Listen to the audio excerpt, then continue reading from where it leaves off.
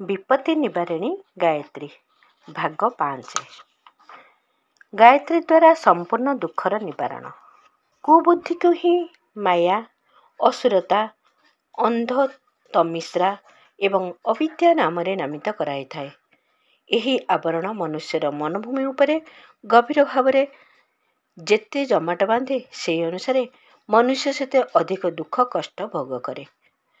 चर्म उपरे जेते अधिक बहल मैलिया जमिब, चर्म सेते अधिक कुंडे हेब, काछुकुंडिया रोग उत्पन्न हेब एवं दुर्गंध मध्य व्यापिब।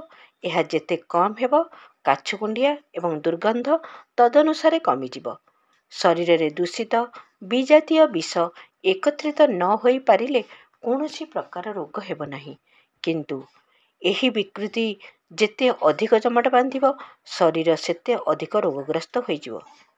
कुबुद्धि एक प्रकार शरीर उपरे जमाट बांधिଥିବା मैला तथा विषाक्त रक्त अटे, जहा कारणरू कुंडिया, दुर्गंध तथा अनेक प्रकार असुविधा परि जीवन रे नाना प्रकार पीड़ा, चिंता, अस्थिरता एवं दुख कष्ट उत्पन्न होई चली थाए। क्रमशः आगामी भागरे आहुरी आगको